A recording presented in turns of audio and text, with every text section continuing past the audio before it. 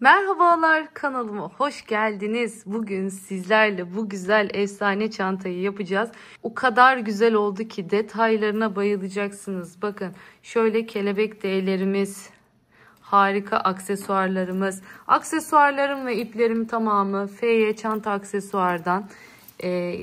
Kendilerinden, web sitelerinden ürünü temin edebilirsiniz. Ben çok severek kullanıyorum. Uzun zamandır bu aksesuarları, kalitesi muazzam. Bakın görüyorsunuz. Yani çipli dikişli derilerde bu kaliteyi bulmak gerçekten çok zor. Şiddetle tavsiye ediyorum. Bakın şöyle göstereyim. Hemen içini açalım. Bakar mısınız güzelliğine? Bir tarafta çiftli cebi, bir tarafta kocaman tek cebi. İç astar detayı zaten şahane. Hiçbir şekilde dikiş gözükmüyor, görüyorsunuz. Gizli dikişle yaptım. Çıt çıtını kendim yaptım. Hemen deriye çıt çıtları tutturup bu şekilde diktim. Ben böyle daha çok seviyorum çantalarımda. Dilerseniz hemen şöyle detaylarına geçmek istiyorum. En boy ölçüsünü başlangıcında vereyim. Sonra kafa karışıklığı oluyor.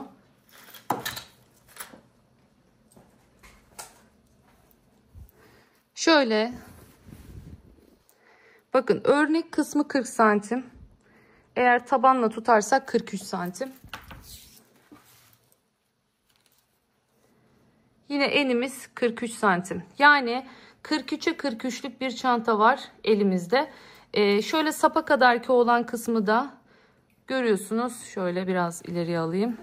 29 santim sapa kadarki kısım, örnek olan kısmı. Kaç sıra ördük hemen bakalım. 1, 2, 3, 4, 5, 6, 7, 8. 8 sıra 8 sıra örüyoruz ve sonrasında sap boşluğunu bırakıp 1, 2, 3 sırada devam ediyoruz. Örmesi çok keyifli, çok çabuk ilerleyen bir çanta hazırladım sizlere. Bu çantamda 350 gram kese kağıdı rengi kağıt ip kullandım. Bakın ip bakımından da bu kadar büyük bir çanta için oldukça bereketli diyebiliriz. İçinde yine her zamanki gibi dak keten astar kullandım. Ahşap dikdörtgen saplarım. Dediğim gibi 2 tane kelebekte ve ayarlanabilir sapımla birlikte çantamı tamamladım. Hemen başında söylemek istiyorum. Siz tabii ki de pencereli yapmak zorunda değilsiniz. Bunu düz bir kol çantası olarak da yapabilirsiniz. Bu boy çok ideal. Dediğim gibi şöyle 8 sıra değil 9 sıra ördükten sonra ağzını sık iğne yapıp normal bir kol çantası yapabilirsiniz. Ahşap takmayıp normal pencereli buraya bir sap örüp bir çanta yapabilirsiniz. Dediğim gibi her türlü değerlendirebileceğiniz, kullanabileceğiniz bir model. İstediğiniz gibi değerlendirip dönüştürebilirsiniz. Ben bu şekilde tercih ettim. Bu şekilde kullanmak istedim. Umarım beğenmişsinizdir. Hala kanalıma abone olmadıysanız kanalıma abone olup mesajlarınızla, yorumlarınızla destek olursanız çok mutlu olurum. Beğenilerinizi eksik etmeyin. Biliyorsunuz abonelikler tamamen ücretsiz. Haydi hiç zaman kaybetmeyelim. Hazırsanız hemen örmeye başlayalım. Evet, başlayalım dilerseniz. Bakın şöyle ince uzun bir dikdörtgen taban hazırladım. 60 zincirle başlıyorum ve 60 zincirle bu şekilde gördüğünüz üzere bu tabanı elde ediyoruz. Kaç sırada? Tam 5 sırada. Yani 60 zincirle başlayıp 5 sıra dikdörtgen taban ördüğümde açıklamalar kısmına videonun linkini koyacağım. Oradan bakabilirsiniz. Bu tabanı elde etmiş oluyoruz. Hemen ölçü olarak da söylemek istiyorum. Bakın başlangıç sık iğnemiz ne kadar olacak? Önce bir onu söyleyeyim. Bakın 33 santim başlangıcımız var. Toplamda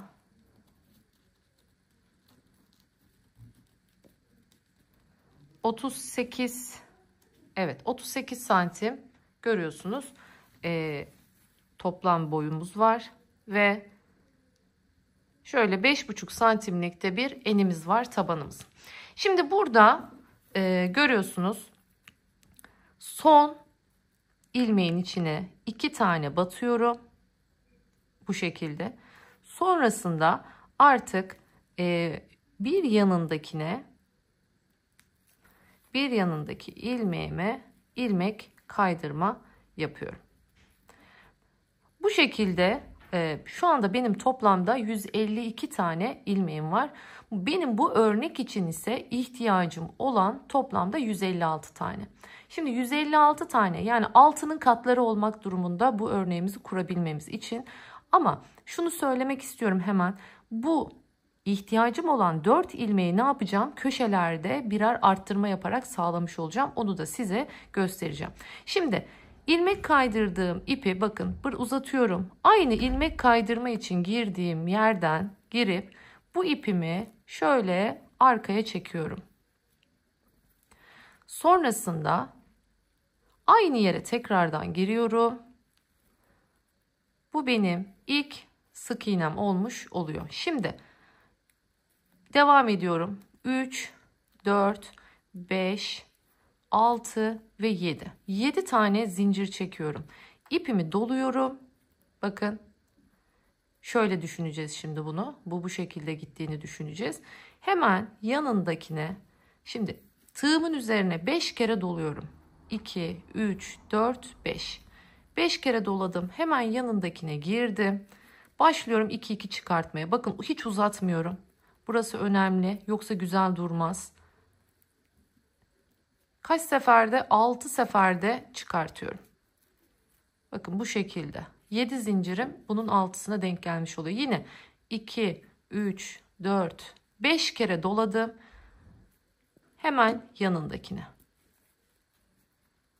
Başlıyorum. 2, 2, 2, 2, 2 ve son olarak 2. 6 seferde çıkartmış oldum bu şekilde. Şimdi ipimi yine 2, 3, 4, 5 kere doladım. Geliyorum arkadan. Bakın arkadan başlıyorum ilk olarak. Şimdi burada görmüş olduğunuz üzere 1, 2, 3. Geri döndüm. Üçüncüye batıyorum. Bu şekilde. Başlıyorum tekrardan. 2, 2, 2, 2, 2 ve 2. Bakın 6 seferde çıkarttım. Tekrardan 3, 4, 5 kere doladım. Geldim. Bakın üçüncüye batmıştım. Şimdi buradan ikinci olana batıyorum. 2, 2, 2, 2, 2 ve 2.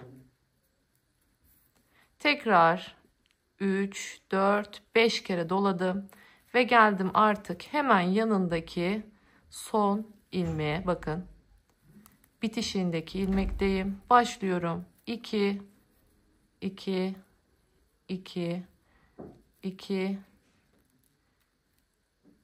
2 ve son olarak 2. Ne oldu? Böylelikle şöyle burada bir çarpı görüntüsü olmuş oldu. Şimdi bu size garip gelecek ama üstünü sık iğnelerle döndüğümüzde örneğimiz çok güzel kendini belli edecek. Hiç merak etmeyin. Şimdi 1, 2, 3, 4, 5 tane yine ipimi doladım. Şimdi geliyorum buradan. 1, 2, 3 tane atlıyorum.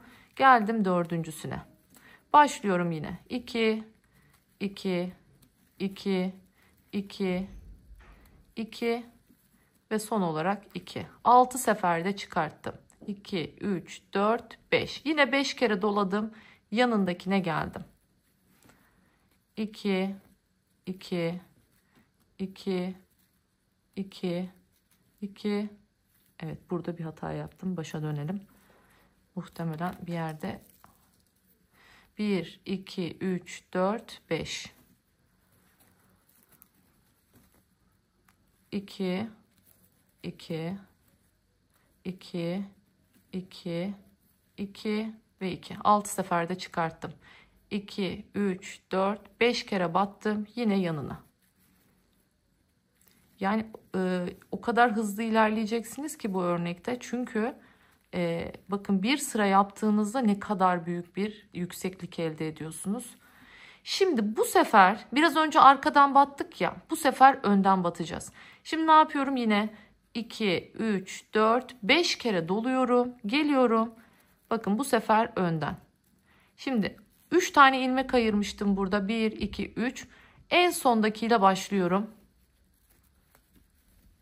2 2 2 2 2 2 2 3 4 5 5 kere yine doladım. Geldim bakın buraya.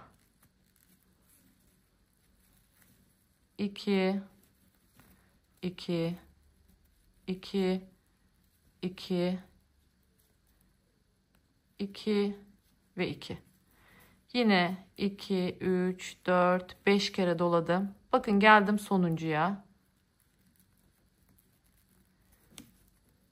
Şu şekilde girdim.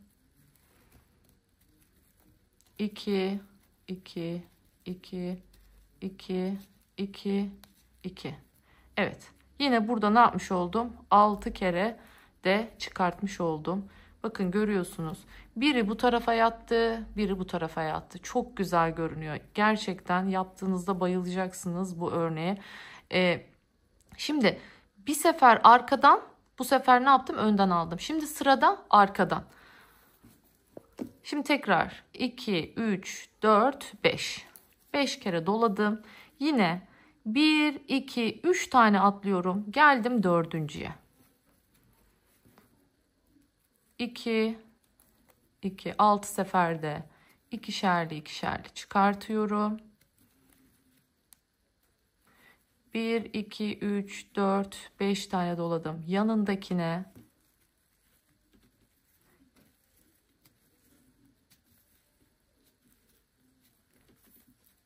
bakın bu şekilde 2, 3, 4, 5 yanındakine girdim. 2, 2, 2, 2, 2 ve 2. Ne oldu? Yine 3 taneyi yaptım. Bu klasik. Bu hepsinde aynı. Şimdi tekrar 3, 4, 5 kere doluyorum. Bakın bunu da önden yapmıştım ya. Yine ne yapıyorum? Arkadan. Çevirdim bakın arkaya geçtim. Yine şöyle gidiyoruz. İlk en son yani şunun bitişiğindeki üçüncüden başlıyorum. Yine 2 bakın ikişer ikişer çıkartıyorum. 2 2 2 2 yine 3 4 5 kere doladım. Hemen yanındaki girdim. 2 yine 2 2 6 kere de çıkarttım. Tekrar 3 4 5 5 kere dolayıp boş bıraktığım son ilmeğe de geldim.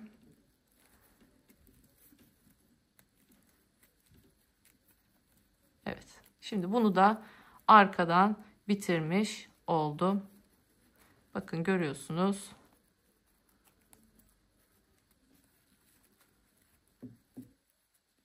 Evet.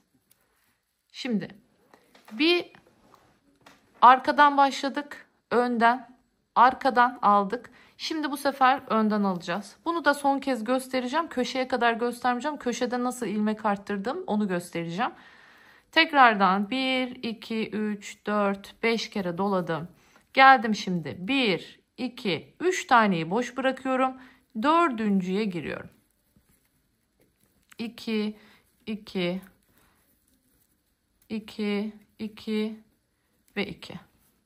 Yine 3, 4, 5 kere doladım. Geldim yanındakine. 2, 2, 2, 2, 2 ve 2. Yine 3, 4, 5 kere doladım. Geldim yanındakine. 2, 2, tekrar 6 seferde çıkarttım. Şimdi neydi? Bakın. Arkadan önden. Arkadan şimdi önden.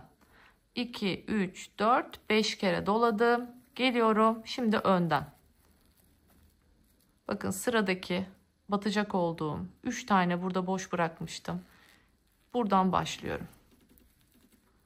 Aslında bir nevi bir saç örgüsü gibi gidiyoruz. Ama bir düzden bir tersten gittiğimiz için çok güzel bir görüntü oluşuyor. Tekrar 5 kere doladım.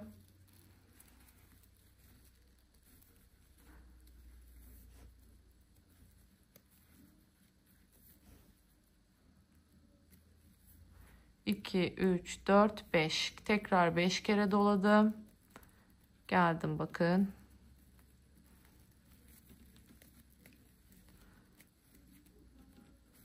İki, iki, iki, iki ve iki.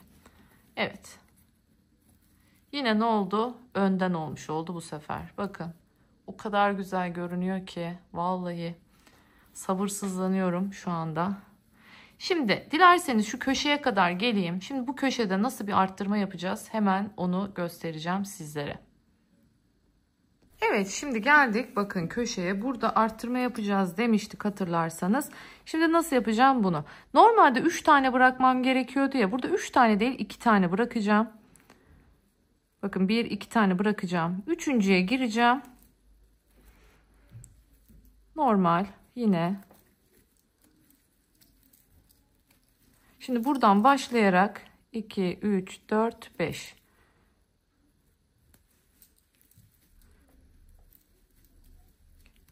3, 4, 5, 6.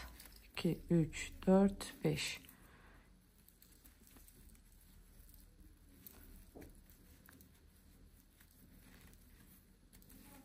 Köşeye neresi denk geliyorsa artık. Şimdi 3 taneyi yaptım. Bakın burada en son arkadan almıştım. Şimdi önden alacağım, sıradayım. Tekrardan 1, 2, 3, 4, 5. Bakın 5 kere doladım. Geldim şimdi buradaki öne. Şimdi 2 tane bırakmıştım. Önce birincisinden giriyorum.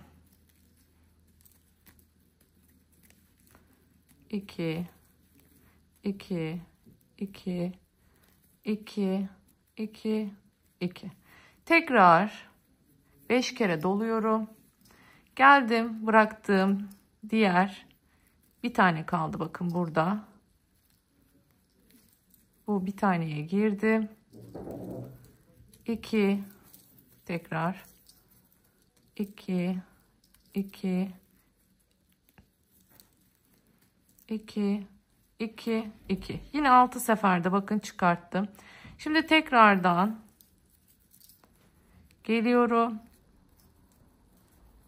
Bakın aynı yere 2, 3, 4, 5 kere doladıktan sonra aynı noktaya tekrardan giriyorum. 2, 2, 2, 2, 2, 2. Bakın bu şekilde köşede ne yapmış oldum? Şöyle görüyorsunuz. Arttırmış oldum bir tane ilmeğimi. Böylelikle de ilmek sayım 4 tane eksikti. Ne yaptım? Onu da halletmiş oldum. Şimdi geliyorum buraya. 1, 2, 3 bıraktım. Dördüncüsünden tekrardan devam ediyorum. 2, 3, 4, 5.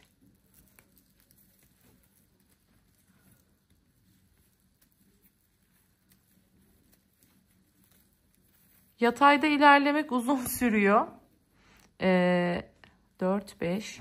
Ama bir sıra ördüğünüzde inanılmaz bir yükseklik elde ediyorsunuz. Çok sıra örmüşsünüz gibi. Bakın şöyle bir sıra ördüğünüzde nereden baksanız 3 sıra trabzan örmüşsünüz gibi bir yüksekliğimiz var. Şimdi bakın en son önden yapmıştım. Şimdi arkadan yapmam gerekiyor. 2, 3, 4, 5. Geldim arkaya. Geldim. İlk bakın 3 tane ayırmıştım.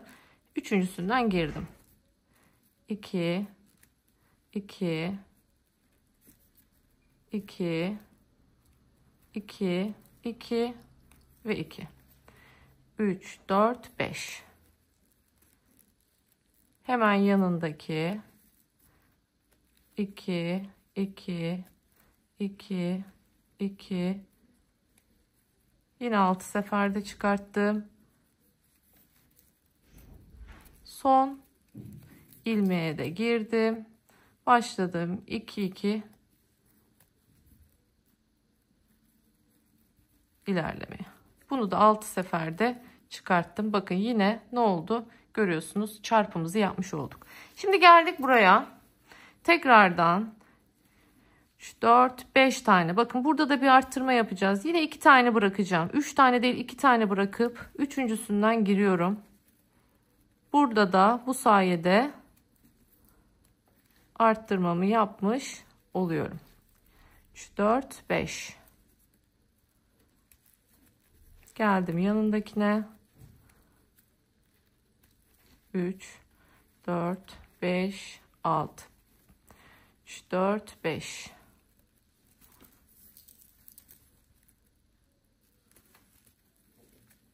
İki, iki.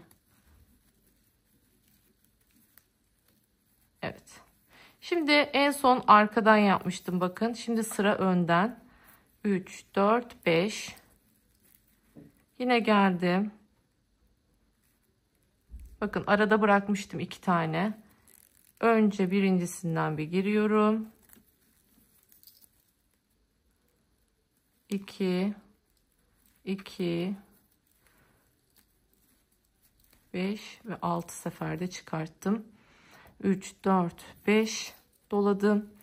Yine geldim bakın yanındaki boş bıraktığım yere. 2 2 2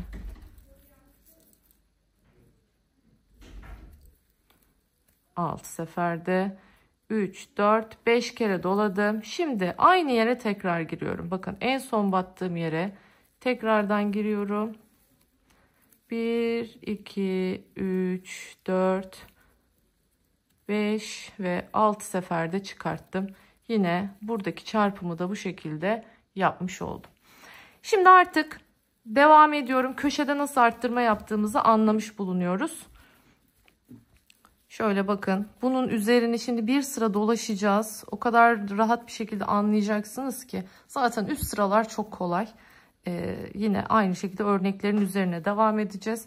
Şimdi ben bu sırayı sıra sonuna kadar geliyorum. Köşe arttırmasını yaparak. Buraya geldiğimizde üst sıraya nasıl çıkacağız onu göstereceğim. Bir sıra sık iğnemizi dolaşacağız. Üste geçtiğimizde örneklerin tam tersini yapacağız. Onu da göstereceğim yine. Ve istediğim yüksekliğe kadar çantamı öreceğim ve bitecek. Yani gerçekten çok kolay ilerleyen ve çok güzel görünen bir örnek hazırlıyoruz birlikte. Hemen sıra sonuna kadar örüp geliyorum. Evet, şimdi geldik ek yerine. En son yaptım, bakın bitirdim. Şimdi şurada şimdi mesela diyebilirsiniz ilk başlangıçta bu köşede arttırmayı niye yapmadık? Aslında ben yaptım. Nasıl yaptım? Biliyorsunuz ilmek kaydırma ile gelmiştik ya, ilmek kaydırmanın üzerine de battığım için otomatikman burada arttırma yapmış olduk. Yani bu köşeyi bu şekilde hallettik. Diğerlerini de aynı yere 2 kere batarak hallettik. Ve şimdi geldik birleştirme yerine.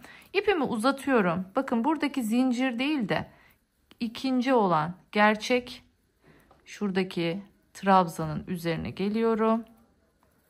Ve ipimi arkaya doğru çekiyorum.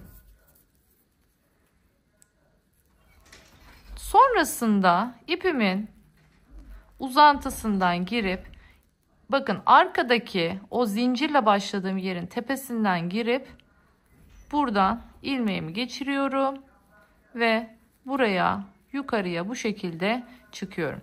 Şimdi her trabzanın üzerine bir sık iğne dolaşacağım bu şekilde ve örneğimiz oturmuş olacak. Aralarda bunu düzeltme sırası gibi böyle ya da bir hat sırası gibi düşünebilirsiniz.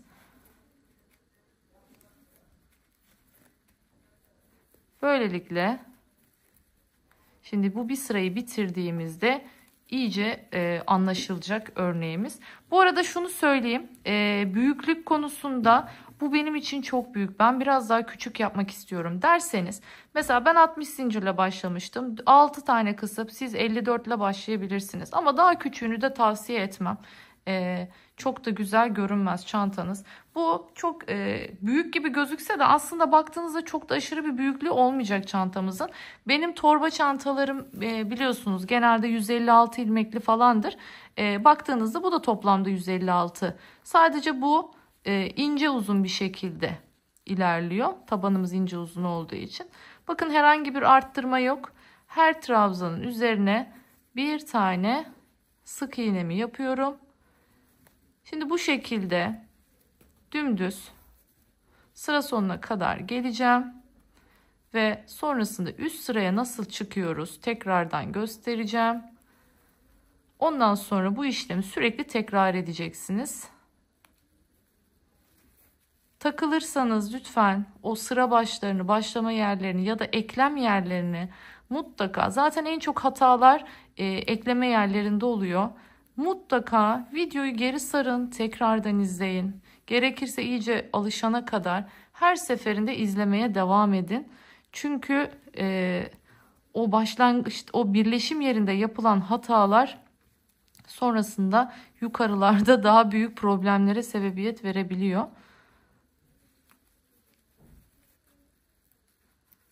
Evet, bakın bu şekilde nasıl kendini belli etmeye başladı görüyorsunuz. Şimdi hemen bu sırayı dolaşıp geliyorum. Evet, geldim. Bakın en son buraya da yaptım. Şimdi ilmek kaydırmayla geliyorum. Nereye gidiyorum? Bakın şu ilk başlangıçta nasıl başlamıştım? Buradan başlamıştım hatırlarsanız. Şu üçlünün hizasına kadar gidiyorum. Şuradaki üçlünün hizasına gidiyorum. Unutmayın. Şimdi ipimi uzattım. En son ilmek kaydırdığım noktaya, bakın ipimin çıktığı noktaya tekrar arkadan giriyorum. Bu ilmeği burada arkaya çekiyorum. Biraz küçültelim. Şimdi tekrardan aynı yere giriyorum. Öne getiriyorum ipi ve bu şekilde. Evet, bu benim ilk zincirim olmuş oldu. Şimdi devam ettiriyorum bunu. 2, 3, 4, 5, 6 ve 7. Geldim şimdi. İpimi 2, 3, 4, 5 kere doluyorum. Hemen yanındakinden devam ediyorum. 2, bakın 2, 2, 2 ve 2. Gördüğünüz üzere 6 seferde çektim. 2, 3, 4, 5 tane geldim yanına. Yine aynı şekilde 2, 2, 2, 2, bakın 5. 2 ve 6. 2 olmak üzere yine 6 seferde bitirdim bu şekilde. Şimdi geriye gelme zamanı. Bakın şu atladığım, ilmek kaydırmayla atladığım şuradaki 3 tane gözüm vardı ya. Şimdi oraya gidiyoruz. Ama nasıl gidiyoruz? Bir önceki, bakın şu gördüğünüz üzere bunun devamını getireceğim. İlk sırada alttan başlamıştık hatırlarsanız. Şimdi o zaman üstten başlayacağız. 1, 2, 3, 4, 5. Yani geliyorum. Bakın önden. Üstten dediğim önden olmuş oluyor. Şuradaki 3 tanenin tepesini devam ettireceğim. O yüzden şimdi bunun tepesine giriyorum. İlmek kaydırmaları da içine alıyorum bu sayede. 2, 2, 2, 2, 2 ve 2. Tekrar 4, 5 tane. Geldim şimdi. Bakın ikinci olana giriyorum buraya. Çıkarttım ilmeğimi. 2, 2, 2, 2 ve 6. 2, 3, 4, 5. Geldim. Bakın artık şuradaki son boşluğuma. Şimdi buradan giriyorum.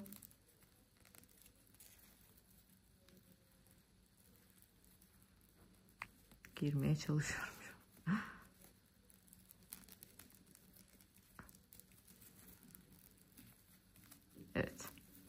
Başlıyorum şimdi. 1, 2, 3, 4, 5 ve 6. Bakın tekrardan başlamış oldum bu şekilde. O yaptığım ilmek kaydırmalar yok oldu. Görüyorsunuz değil mi? Üzerine battım ve onu bitirdim. Şimdi bu şekilde bu görüntüyü ne yaptım? Devam ettirmiş oldum. Yani bir alt sırada ilk yapılan, bakın şu alttan geliyordu. Bu alttan devam ediyor. Şöyle şu üstten devam ediyor. Buna dikkat edeceğiz. Şimdi bakın ikincisini de göstereyim, daha net anlayacaksınız. 1, 2, 3, 4, 5. 5 tane yaptım, geldim. Şimdi 1, 2, 3 taneyi atlıyorum. Geldim. Dördüncüye battım.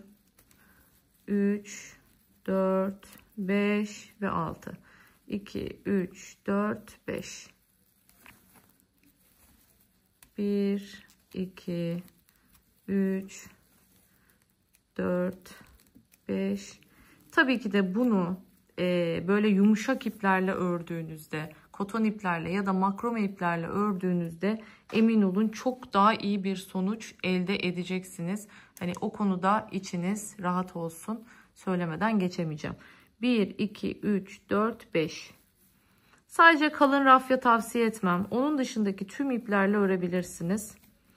3, 4, 5, 6. Evet. Şimdi ne yapıyoruz? Yine 5 kere doluyoruz. Bakın şu alttan geldiği için bunun devamı da ne olmalı? Alttan. Çevirdim arkayı. Bakın alttan.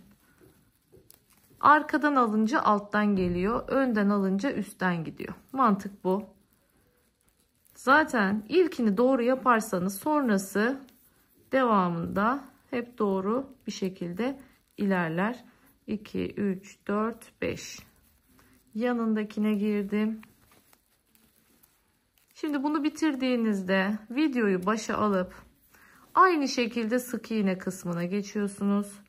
Aynı şekilde bir üst sıraya geçtiğinizde yine o gösterdiğim gibi ilmek kaydırmalarla kayıyorsunuz.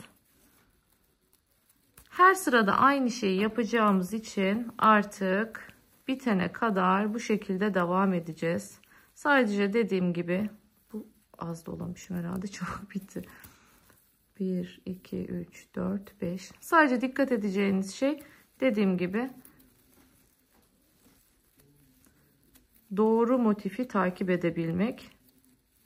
Evet bakın 3 taneyi yaptım. Bitti. Şöyle göstereyim hemen. Bakın görüyorsunuz son derece güzel oluyor. Şimdi bunun üzerine de sık iğnesini gittiğimizde aynı bunlar gibi onlar da çok düzgün görünecekler. Gerçekten bu şekilde sonuna kadar ilerleyeceğiz. Bakın şöyle bir görüntü oluşuyor, gördünüz mü? Sanki bunlar şöyle de bir farklı motifler de çıkıyor aralarda. Şöyle baklava gibi bakın görüyorsunuz. Çok güzel de motifler oluşuyor. Dediğim gibi geleceksiniz. Yine bununla birleşeceksiniz. Yine bir sıra dolaşacaksınız sık iğne. Sonrasında başlamak için yine tekrardan ne yapacaksınız? Buraya kadar geleceksiniz. Yani ilmek kaydırmayla yine şu burada nasıl 3 tane ilmek kaydırmayla şu üçlüye geldik. Yine siz de bir üst sırada şu üçlüye geleceksiniz. Her seferinde onu yapacaksınız. Bakın hiç ek yerimiz belli değil. O yüzden doğrudan köşeden başlayabildim bu örnekte. Hemen istediğim yüksekliğe gelene kadar örüp geliyorum. Evet, şimdi bakın bu şekilde istediğim yüksekliğe gelene kadar ördüm. Kaç sıra? 1, 2, 3, 4, 5, 6, 7, 8. 8 sıra ördükten sonra bu şekilde 3 sıra daha örüp 2 sırada sık iğnesini yapıp ters sık iğneyle dolaştım ve bu tarafı bitirdim. Şimdi bilerek bakın aslında 8 sırayı bitirdiğimde burada kalıyor. Burayı yapmadım. Nasıl yapılacağını göstermek için. Şimdi nereden nereyi bırakacağız? Ne taraflara bu parçaları öreceğiz onu göstereceğim. Bakın araya bu gelecek. Bu şekilde. Tabii ki de siz dilerseniz benim gibi buraya bu ahşap aparatı takarsınız. Dilerseniz takmazsınız. Biliyorsunuz böyle pencereli çantalar yapıyoruz zaten. O zaman siz ne yaparsınız? Şuradaki ördüğümüz örgüyü şu iki sırayı bütün dolaşırsınız ve buraya bir tutma sapı elde etmiş olursunuz. Şimdi buranın detayını vermeden önce hemen şu bir kere nasıl bitiriyoruz onu göstereceğim. Bakın en son sık iğnemizi de yaptıktan sonra ipimizi çıkartıyoruz bu şekilde ve hemen iğnemize takıyoruz.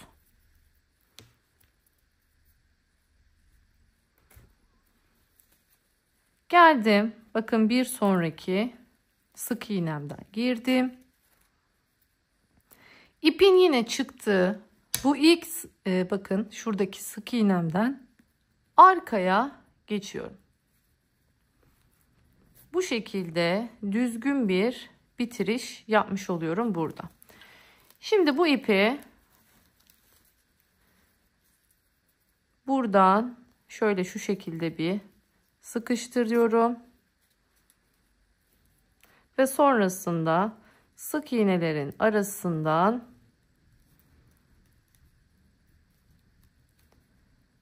götürerek gizliyorum. Evet, bu şekilde zorlanabilirseniz eğer o zaman bir penseden yardım alabilirsiniz.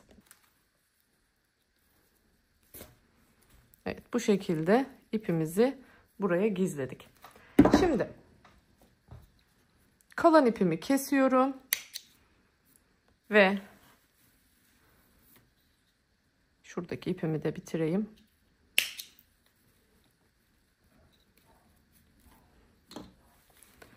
Bakın toplamda şöyle baktığınız zaman 4 4 8 4 4 8 16 bir de 5 5 10 yani toplamda şu bir örnekten tam 26 tane var.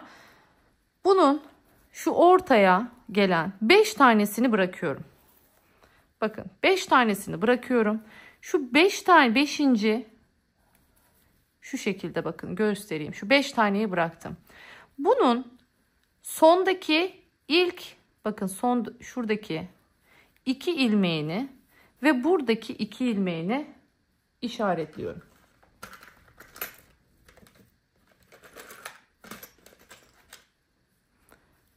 Şuradan başlayacağım örmeye. Bakın şunun görüyorsunuz 1 2.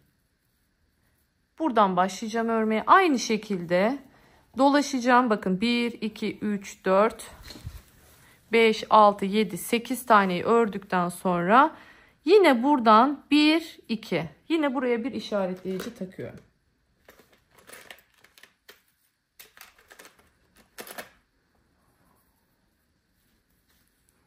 Yani ne olmuş oluyor? Toplamda bakın şöyle açarsak ortada 8 tane örnek. Sonrasında 2 buradan 2 buradan. Ne için? Şuradaki şu kenar direğini yapabilmek için bırakıyoruz ortada. Şimdi buradan başlayacağım. Burayı gidip gelip örüyoruz. Sonrasında ne yapıyorsunuz? Aynı şekilde buradan aynı işaretlemeyi yapıyorsunuz. Bakın buradan başlıyorsunuz. Yine aynı şekilde git gel yapıyorsunuz. Ne yapıyoruz burada? Bakın hiç belli olmuyor. Örnekleri yüzünden koyuyoruz. Sık iğneleri tersinden gidiyoruz. Böylelikle fark edilmemiş oluyor. O ters gittiğimiz aradaki bir sıra sık iğneler dikkat çekmemiş oluyorlar. Nasıl başlıyoruz? Ne yapacağız? Şimdi onu göstereceğim. Dilerseniz hemen öncesinde santim olarak da söyleyeyim. Ellerimiz farklı olabilir. Şu taban hattından itibaren şöyle tutuyorum. Ne kadar gelmiş? 28 santim gelmiş. Şurası 28 santim. Toplam tutacak olursam toplamda tabi bu ütülenmemiş hali, ütüleyince birazcık değişebilir ölçüsü. Evet, bu şekilde de şöyle göstereyim. 40 santime gelmiş oluyor çantamız. Şimdi aldım tığımı. Aldım ipimi. Şimdi buradan başlıyorum. İşaretlediğim yerden başlıyorum. Bu arada hemen aparatlarımı da şöyle göstereyim. Bakın bu şekilde bir tane çapraz sap kullanacağım. Şu şekilde de kelebek D'lerim var. Bunları da çantanın yanlarına monte edeceğim. Böylelikle hem ortasında ahşap sapı elde tutmak için, istediğimizde de omzumuza ya da çapraz takabilmek için de bu şekilde çapraz uzun sapımızı takacağız. Bunlar da diğer aksesuarlarımız. Şimdi başlıyorum buradan, işaretlediğim noktadan. Bakın ipimi çekiyorum. En son bir sıra sık iğne yapıp bırakmıştım. İnelim şöyle artık aşağıya. Şimdi başlıyorum. 1, 2, 3, 4, 5 ve 6. 6 zincir çektim. Şimdi bu sefer 1, 2, 3, 4 tane doluyorum.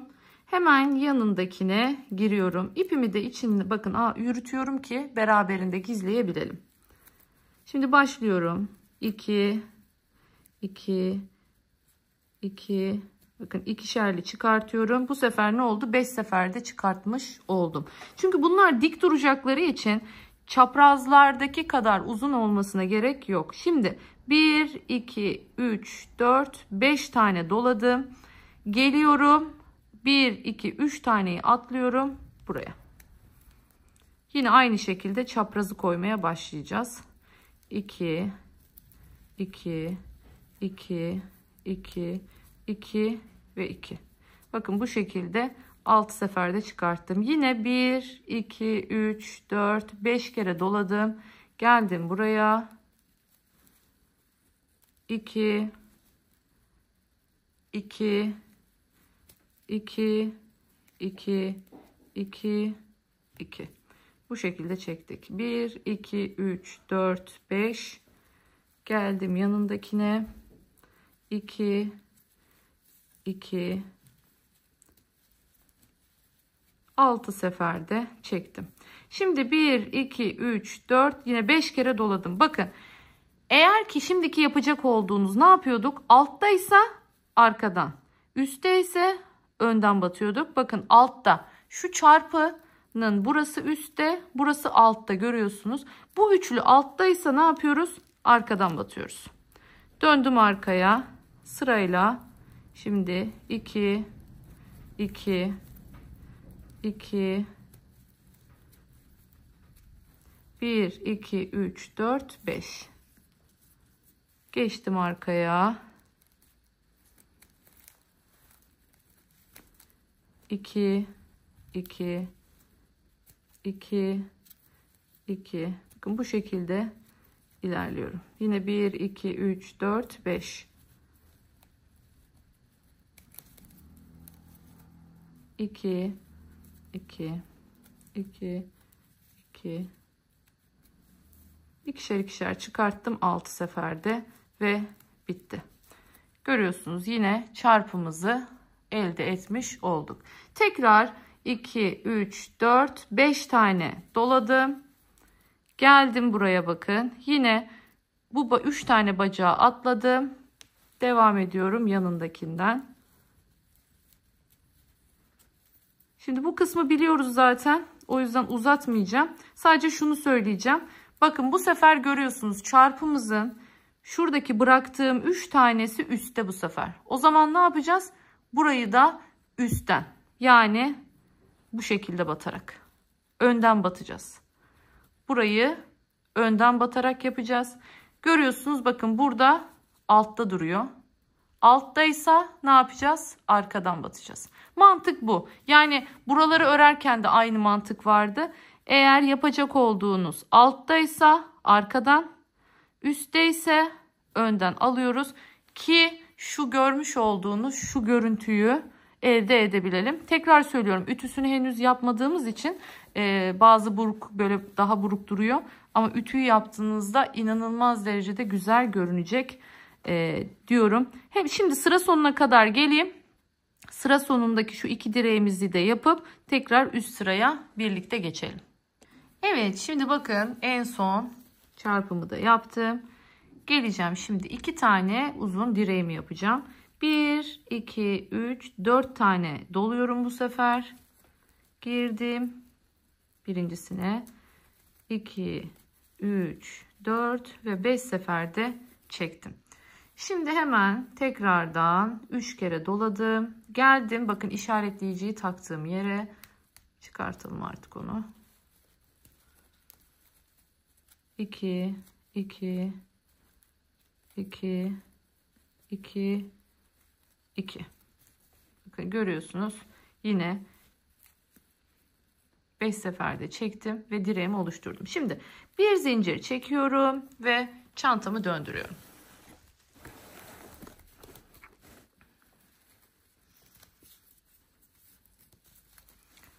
Normal. Şimdi her trabzanın tepesine bir tane sık iğne olacak şekilde dolaşacağım.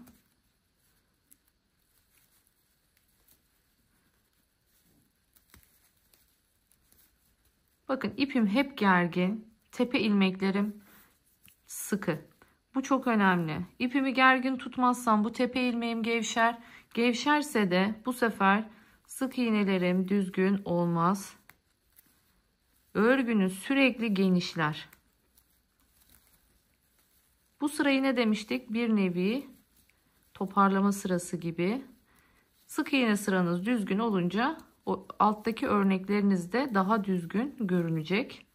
Tekrar söylüyorum, ara ara hatırlatıyorum.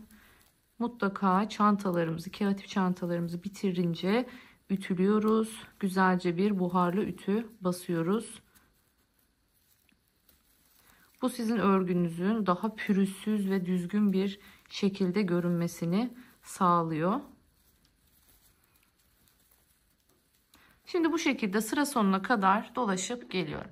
Evet, geldim sıra sonuna. Şimdi bakın şu birinci direğin üzerine yaptığım son zincir direğinin üzerine de giriyorum.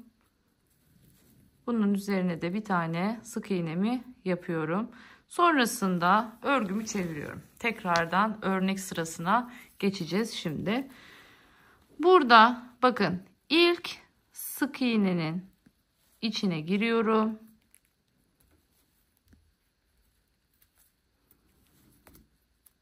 Tekrar gösteriyorum. Bakın ipim burada. Ben buradaki ilk sık iğnenin tepesine giriyorum. İlmek çıkartıyorum ve bu şekilde ne yaptım? Bir zincir çektim. Sonrasında başlıyorum. 1 2 tane oldu. Bakın 3 oldu, 4 oldu, 5 oldu ve 6 oldu. Şimdi tekrardan 1 2 3 4 5 değil 4 tane dolayacaktık. Pardon. 1 2 3 4 tane doladım. Hemen yanındaki sık iğnenin tepesine girdim. 2 2 2 2 ve 2 olmak üzere 5 seferde çıkarttım. Şimdi artık aynen devam ediyorum. 2 3 4 5 kere doladım. 3 taneyi atladım. Dördüncüsünden başlıyorum.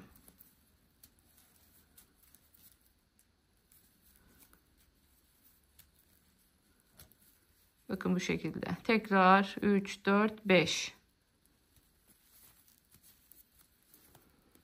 2 2 2 2 2 2. Şimdi zaten gerisini biliyorsunuz. Aynen devam ediyor. Ne yapıyorum? Bakın tekrar hatırlatıyorum. Burası üstten. Üsttense o zaman ne yapacağım? Diğer çarpıya geçtiğimde önden batacağım. Unutmayın. Altındaki üstteyse önden.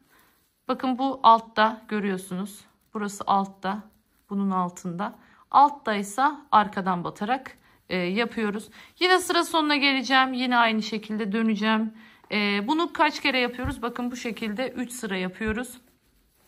3 sıra yaptıktan sonra sık iğneyi gittikten sonra tekrar sık iğne ile geliyorum.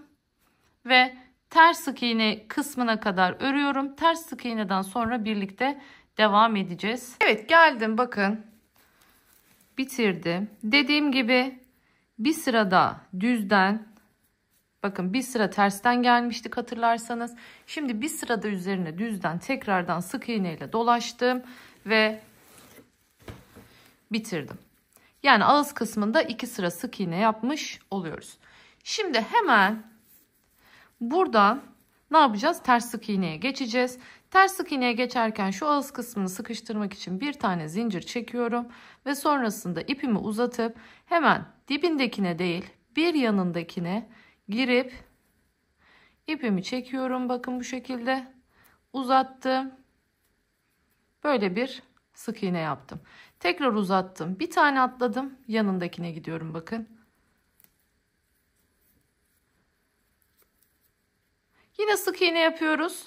Tek fark bir tane atlıyoruz ve geriye doğru gidiyoruz.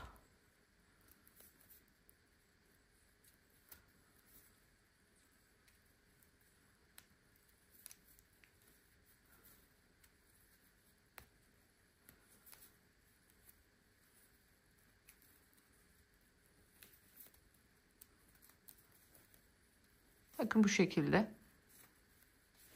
Uzatmazsanız kasma yapar ağız kısmı. O yüzden bakın şöyle ipimi uzatıyorum. Bir tane atlıyorum. Gidiyorum.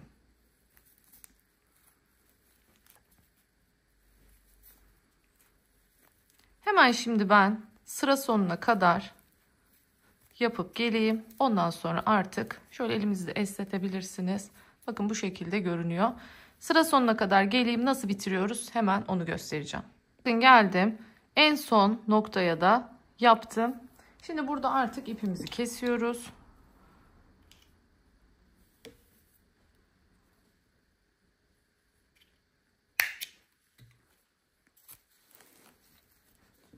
Hemen neye geçiyorum? İğneye geçiyorum.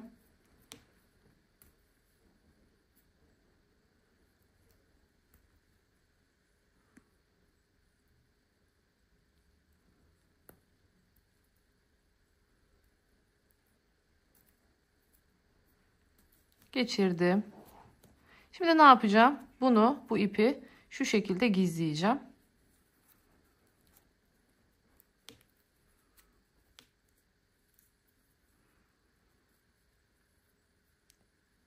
Şöyle bir alt sıradan giriyorum. İpimi öne bu şekilde çekiyorum. Bakın bu şekilde bir görüntü oluştu. Sonrasında burada sık iğnelerimin arasından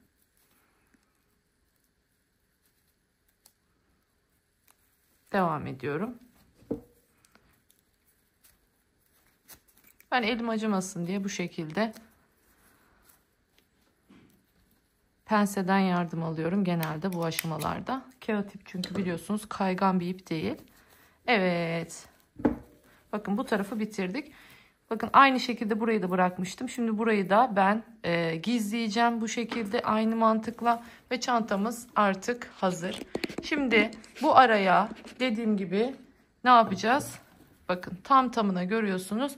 Bu sapımızı monte edeceğiz. Ancak bunu yaparken dediğim gibi bunu takmadan önce, bunu buraya birleştirmeden önce ne yapacağız? Öncelikle astarımızı yapacağız. Astarımızı yaptıktan sonra artık bu şekilde bunu buraya yerleştireceğiz, birleştireceğiz. Dediğim gibi ama siz bunu hiç yapmak zorunda değilsiniz. Bakın böyle de bu şekilde de buraya sap takabilirsiniz. Yani isterseniz şöyle bir sap takın. İsterseniz dediğim gibi şu sık iğneyi buradan buraya devam ettirin. Burada zincir çekersiniz buraya kadar. Şuradaki göz sayısı ne kadarsa, bakın şu arada boş bıraktığınız ilmek sayısı ne kadarsa o kadar araya ilmek zincir çekersiniz. Üzerini bütün bir şekilde sık iğnelerini örersiniz. O zaman da böylemesine bir burada sap elde etmiş olursunuz. Dilerseniz onun etrafını da ne yaparsınız? Deriyle deri dikerekten bir deri sap da yapabilirsiniz bu aşamasına. Bu tamamen opsiyonel. Yani böyle bir şey takabilirsiniz. Takmaya da bilirsiniz. İsterseniz sadece şöyle bir sap takıp Bakın, normal bir kol çantası da yapabilirsiniz. Başka hiçbir sap takmanıza da gerek kalmaz. Ya da hiç pencere yapmayıp burada yaptığımız bu 8 taneyi kaç tane diyeyim? Bir tane daha yapıp 9 tane yapıp ya da 8 tane bile aslında güzel. Ağız kısmına biraz sık iğne örerekten bu çantayı böyle bir normal kol çantası da yapabilirsiniz. Bakın, hepsi size kalmış. Örnek o kadar güzel ki bunu ne yapsanız şahane olacak diyorum. Hemen astarlıyorum ve sonraki aşamalarıyla devam edeceğiz. Bakın, bunları şuraya bu şekilde dikeceğim.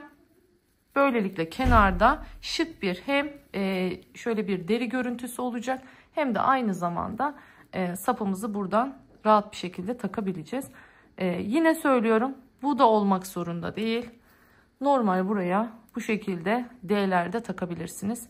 Şöyle, hatta istediğinizde içine kıvırırsınız, istediğinizde yukarı kaldırırsınız. Bu da tamamen yine opsiyonel.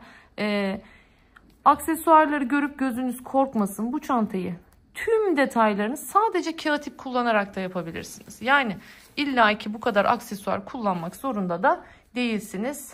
Bunu da söylemiş olayım. Hemen astarlıyorum ve geliyorum. Evet, şimdi astarını bakın dikmedim henüz. Bir astarla ilgili bilgi vermek istiyorum. Şimdi bu tarz astarları hazırlarken nasıl bir yol izliyorum, hemen ondan bahsetmek istiyorum.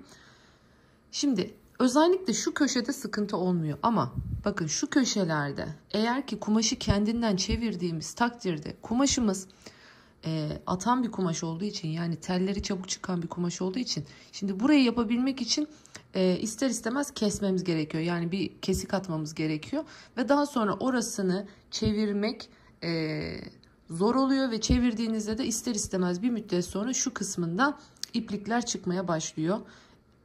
Örgünü, yani kumaşın iplikleri çözülmeye başlıyor o noktada.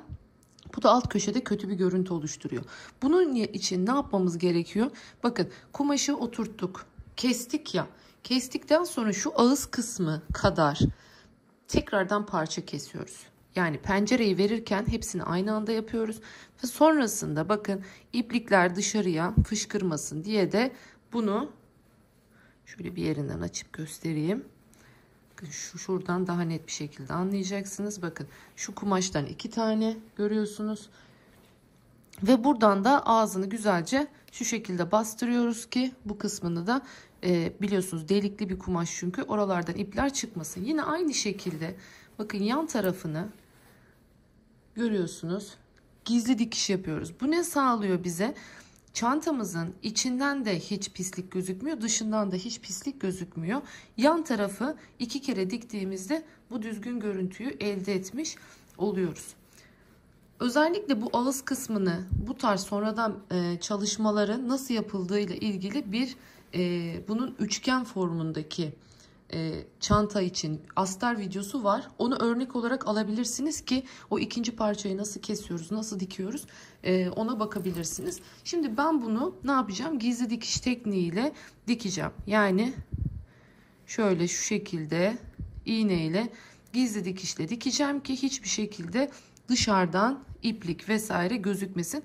Bakın, parçayı birbirine bu şekilde düzgünce dursun diye terledik. Şimdi çantaya dikerken, diktikten sonra bu terlemeyi sökeceğim. Son derece güzel, düzgün bir bakın görüyorsunuz astarımız var. Ben şimdi size bunu göstermek için şöyle iğneledim ama ben bunu şimdi çıkartacağım. Güzelce bir ütüleyeceğim. Bakın, ütüsü yapılmadı. Şöyle içini göstermek istiyorum. Görüyorsunuz, bir tarafta büyük tekli cebimiz var. Diğer tarafta ise şöyle çiftli cebimiz var. Hemen ben ütülerini yapayım, geleyim, dikeyim. Ondan sonra artık sapın monte etmesine başlayalım hep birlikte. Evet, şimdi bakın, sapın tek tarafını yaptım.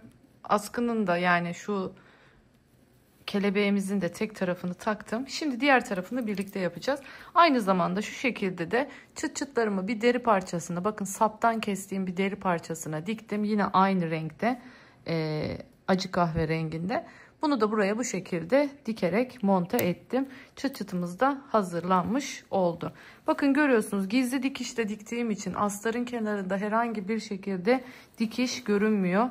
Şu şekilde göstereyim. Son derece düzgün bir astar çalışması yapmış oluyoruz bu şekilde. Şöyle görüyorsunuz. Şimdi öncelikle bunu buraya dikmeden önce kaplamamız gerekiyor. Ne yapıyoruz? Nasıl yapıyoruz? Şimdi sizlere hemen onu göstereceğim. Şöyle yine de ahşap saplarınızı bir kontrol edin. Bir bakın. Böyle herhangi bir, sonuçta bunlar ahşap olduğu için böyle küçük detaylar üzerinde sizi rahatsız edecek detaylar olabilir. Onları iç tarafa bırakmaya çalışın. Ve şimdi buradan bakın bu şekilde başlayacağız. Şöyle yaptım bir. Sonrasında bunu sıkıp bakın arkaya geçiriyorum. Onu bırakayım. Onu sonrasında gizleyeceğim. Şimdi nasıl yapıyoruz bu sapı? Kenarın işlemeyi. Bakın ipimi sürekli elime dolamıyorum ipimi. Bakın alttan çekiyorum. Tığıma takıyorum. Görüyorsunuz. Şu şekilde. Sonra tekrar arkaya çekip bu şekilde diğerinin içinden ilmek kaydırmayla geçiriyorum. Bakın görüyorsunuz. Burada sıkı yapmamız gerekiyor bunun. Gevşek olmaması lazım. Hep gergin. Bakın tığımın ucuna takıyorum. Tekrar arkaya çekiyorum. Ve içinden geçiriyorum. Çektim arkaya, asıldım, bakın iyice sıkıştırdım. Getirdim öne. Tığıma taktım. Tekrar arkaya.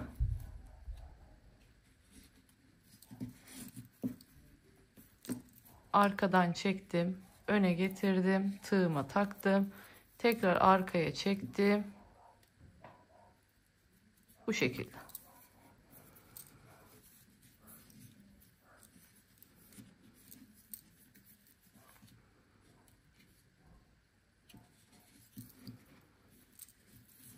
Bunun sıkı olması önemli ve sıralı olması önemli. Sırayı hiçbir şekilde üst üste binmeyecek. Böyle düzgün bir şekilde sarılması önemli. Burada oluşan ilmeklerimizi daha sonra dikmek için kullanacağız. Sayıyla yapmıyorum. Tamamen göz kararı. Önemli olan ilmeklerimizin şöyle bakın, tepelerim sıkı, görüyorsunuz. Sımsıkı yapıyorum ki bunlar birbirine yakın olsun. Bakın geçiriyorum.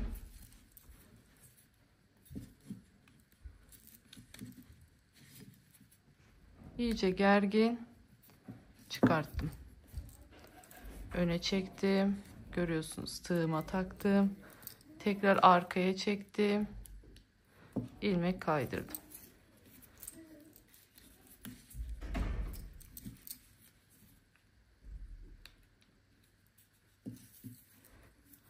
Hep aynı işlem. Köşelerde bu işlemi biraz sıkıştırmaya çalışıyoruz. Çünkü neden? Köşelerimizi biliyorsunuz. Burayı şu kadarcık bir alanda bu kadar bir alan döndürmeye çalıştığımız için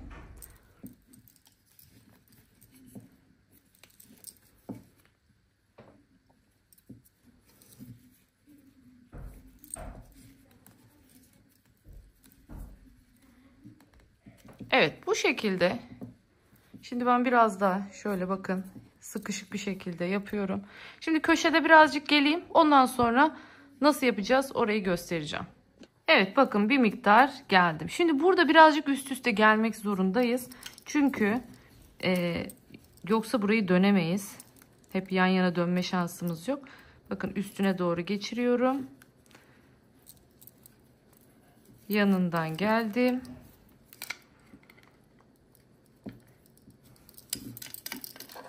Asıldım. Tekrar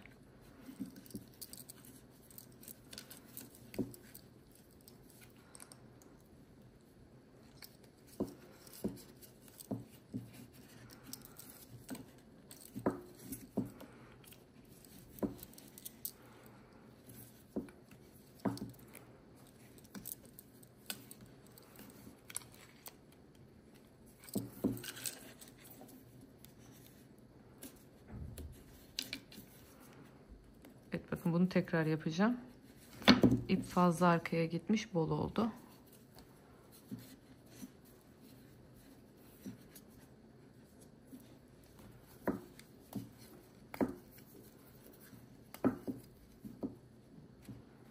Bakın biraz şöyle öndeykenden ilmeği çıkartıyorum ki bunu asılıp gerdirdiğimde, arkaya doğru asıldığımda gerginleşsin diye.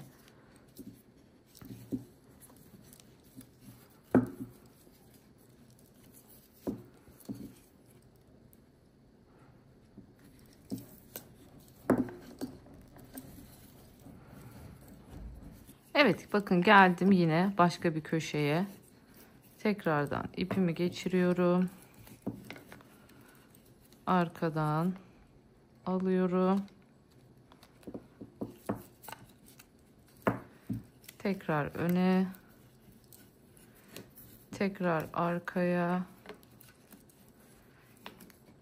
İnanın çok daha kolay yapması. Ben gerçekten kucağımda alamadığım için, kendimden uzakta yaptığım için birazcık zorlanıyorum. Ama siz emin olun çok rahat bir şekilde yapabileceksiniz.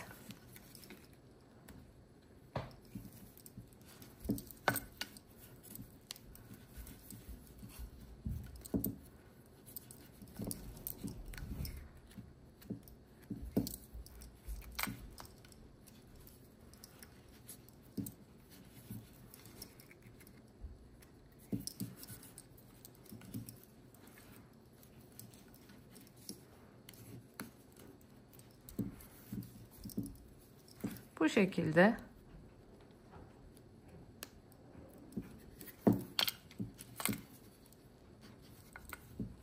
bir yandan sıkıştırıyorum.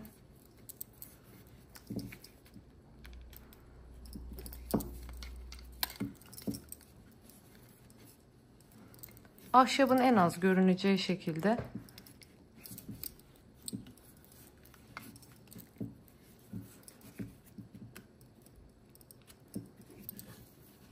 evet. Şimdi bu şekilde burayı da bitiriyorum. Bitirdikten sonra artık dikmeye başlayacağız. Biraz ip ayıracağım. Oradan sonra devam edelim. Evet, şimdi biraz pay bırakıyorum ve daha sonra ipimi buradan çıkartıyorum. İlmeğimizi bu şekilde çıkarttık. Şimdi artık iğneme geçiyorum. Burada büyükçe bir iğne kullanacağım.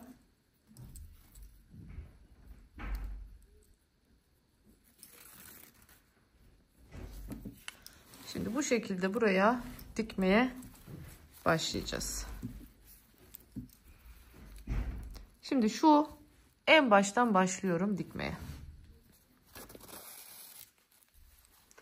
Sonrasında buradaki ilk ilmekten, burada hep ikili ikili alacağız. Böyle V alacağız.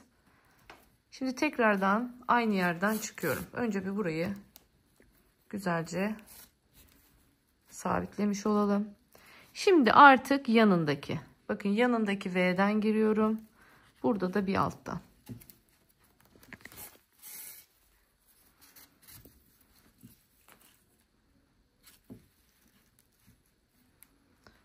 Şimdi birazdan önemli bir püf noktası göstereceğim. Biliyorsunuz burayı dikeceğiz ama şurada 2 tane bacağımız vardı. Bakın şu 2 tane bacağı birbirine birleştireceğiz biraz sonra. Sapımızı diktikten sonra. Çünkü biliyorsunuz zaten bu sapı dikince onların arası iyice ayrılacak. Onu birleştireceğiz ki daha güzel bir görüntü elde edebilelim. Burada sıkı olması önemli. Şöyle sıkı sıkı karşılıklı. Bakın neresine denk geliyorsa bir oradan giriyorum.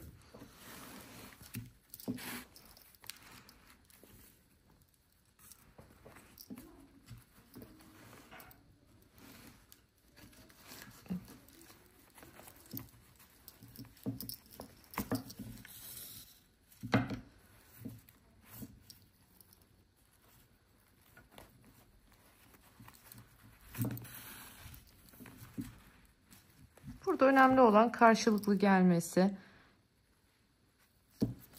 Nereye battığınızın bir önemi yok. Ancak şuna dikkat edelim. İlmek sayılarımızı bilerek yapmadığımız için, eşit bir şekilde hesaplayarak yapmadığımız için şöyle hiza almanızda fayda var, böyle ara ara. Aynı hizada mıyım? Ona dikkat etmenizi tavsiye ederim. Anlaşıldı diye düşünüyorum. Bu şekilde, yani normal iki ucu birbirine birleştirir gibi. Bu şekilde bakın. İyice yapıştılar böyle birbirlerine. İlmekleri hiçbir şekilde gözükmüyor. Şuradan daha net gösterebilirim.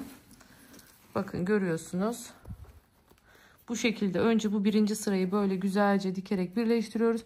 Sonra şu ikinci trabzanları da birinci ile birleştiriyoruz ki bakın hiçbir şekilde ayrık durmuyorlar. Çok güzel bir görüntü oluşmuş oldu bu şekilde. Şimdi hemen sırayla bakın, hiçbir şey yok. Karşısına neresi geldiyse, bazen bir ilmeğe burayı daha sık yaptığımız için 2 ilmek denk gelebilir. Bakın sımsıkı görüyorsunuz değil mi? Şimdi onu dikerken onlar çok muntazam olacak, hiç merak etmeyin. Buraya ne geldiyse, mesela karşısına 2 ilmek mi denk geldi? O zaman aynı yere 2 kere bataraktan burayı güzelce şimdi dikip geliyoruz. Ondan sonra saplarını, şu yan tarafın nasıl dikildiğini göstereceğim. Evet, şimdi saplarımız bitti. Artık dediğim gibi şu ikisini bakın birleştirme zamanı geldi. Şimdi bunun için ne yapıyorum? Öncelikle şöyle biraz geriden, şu sık iğnelerin arasından ipimi gizleyerek başlıyorum.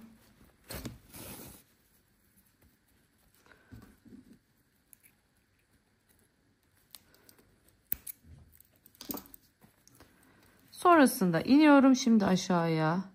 Bakın. Bir buradan alıyorum. Bir tane de buradan.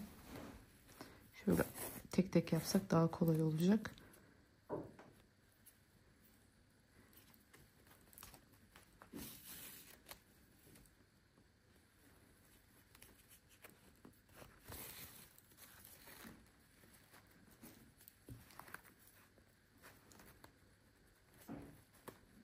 Şöyle buradan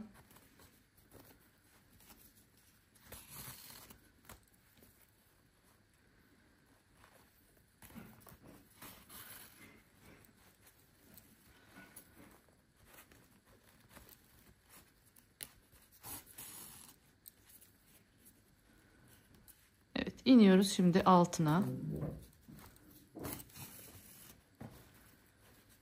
Bakın bu şekilde ikisini birbirine birleştirmiş oldum.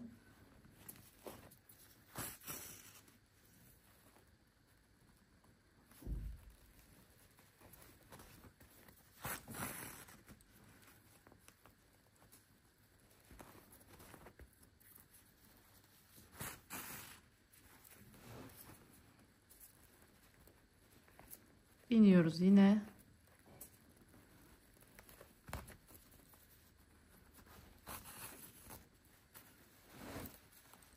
Bakın gördünüz.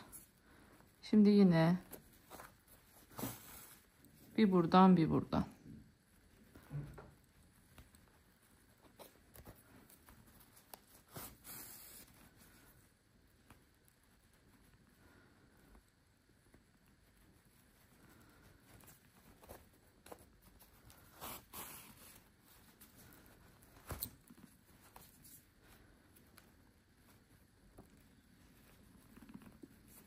Buradan aşağıya iniyorum. Yine sık iğnelerimin arasından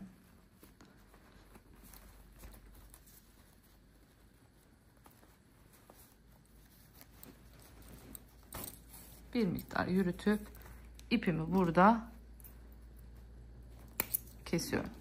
Şimdi aynı şekilde burada şöyle yine sık iğnelerin arasından gelerek başlıyorum ki ipim gizlensin, ya da en sonda yapabilirsiniz onu. Yani ilk başta gizleyerek de gelebilirsiniz. Burada yaptığım gibi, ya da sonrasında da diktikten sonra da gizleyebilirsiniz. Şimdi aynı şekilde bakın şu taraftakileri de birbirine yaslıyoruz. Böylelikle şu görmüş olduğunuz sapın kenarına bir hat oluşturmuş da oluyoruz. Yani şuradaki şu sık iğne görüntüsünün de devamını oluşturmuş oluyoruz bu aşamada. Bakın şu tarafa bakalım. Son derece düzgün oldu. Şimdi ben o kısmı tamamlarım. Dilerseniz hemen şu yan tarafımızı bir dikelim. Bunun için deri ip kullanıyorum. Bakın yine küt başlı bir iğne. Şimdi siz bunu dilerseniz çift iple de, yani çift iğneyle de dikebilirsiniz ama ben tek ile hallediyorum. Şimdi burada zaten yerimiz belli. Tam iki örneğin ortası yana denk gelmişti. Bakın şöyle koyduğumda şimdi bu şekilde dikmeye başlayacağım. Öncelikle şöyle içeriden başlıyorum. İpimi içeride bırakacak şekilde, içeride bir miktar, şu kadar yeterli.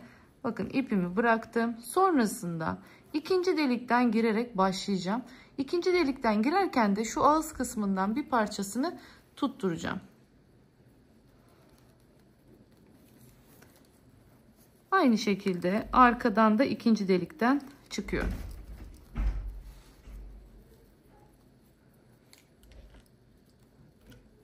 Sonrasında bir alttaki delikten, burada da bir alttaki delikten.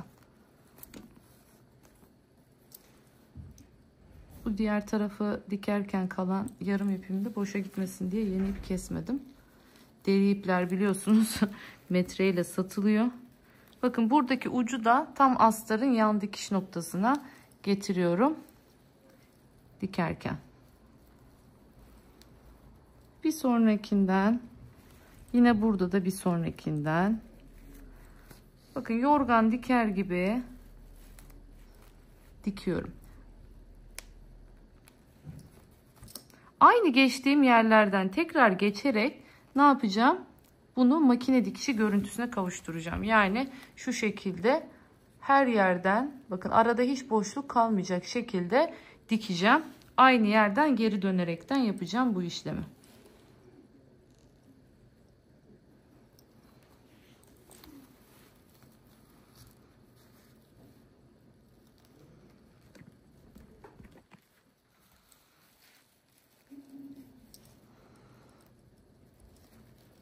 Burada biraz katlı, astarın da katlı yerinden geçtiğimiz için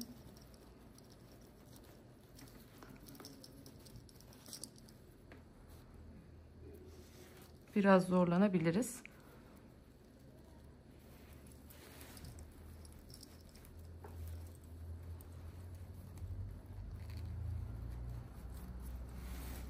Eğer deri ipiniz yoksa lütfen kağıt iple dikmeyin. Astarın yani derinin renginde bir iple dikmeye çalışın. Bir naylon ip kullanabilirsiniz. Ama kesinlikle kağıt iple dikmeyin çünkü birazcık o basit gösteriyor.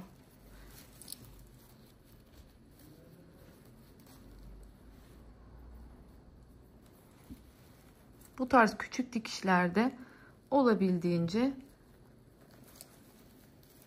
kendi renginde, zaten delikleri hazır olduğu için bakın ben sadece delikleri takip ediyorum.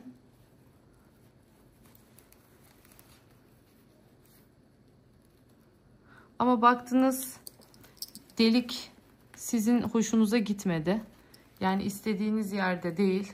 O zaman kendiniz yeni delik oluşturabilirsiniz. Yanlış delikten çıktık o yüzden.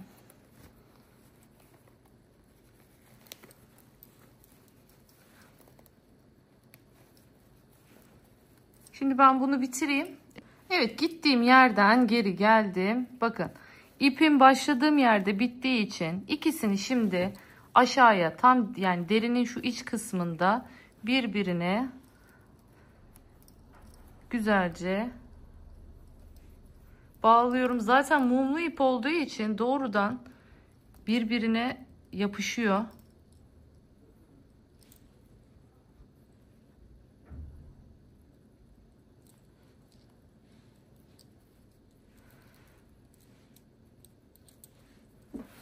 Şimdi ben o ipi bu tarafa doğru çekiyorum.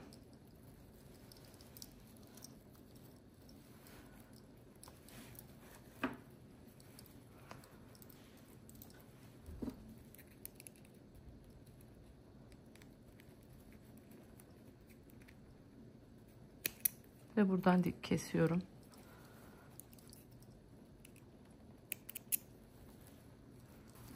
Evet, işte bu kadar.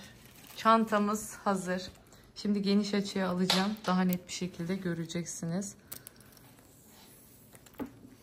Bu da çapraz sapımız. İnanılmaz güzel oldu. Yani bayıldım gerçekten. Harika oldu. Hemen yukarı kaldıralım. Hep her yerine birden bakalım şimdi. Evet, finaldeyiz. Gerçekten o kadar güzel bir çanta oldu ki. Yani şöyle bakmalara doyamıyorum desem yeridir. Tabii ki de bu çantayı kendime ayırdım. Çapraz sapıyla, içiyle, detaylarıyla bakar mısınız? Hem kocaman, hem çok güzel, hem çok şık. Yani bir o kadar spor, harika bir çanta yapmış olduk. Ayarlanabilir sapımız sayesinde dilersem daha kısa, dilersem daha uzun bir şekilde çapraz olarak sapını kullanabileceğim. Gerçekten yani inanılır gibi değil. Şu çok belki de yünlerde, hırkalarda, hatta atkılarda gördüğünüz bir örneğin çantayla buluşması çok güzel oldu. Ben çok beğendim. Umarım siz de beğenmişsinizdir. Eğer buraya kadar benimle sabırla bu videoyu izleyip benimle ördüyseniz hepinize çok çok çok teşekkür ediyorum. Bir başka videoda daha görüşmek dileğiyle. Kendinize çok iyi bakın. Hoşça kalın. Kanalıma abone olmayı unutmayın.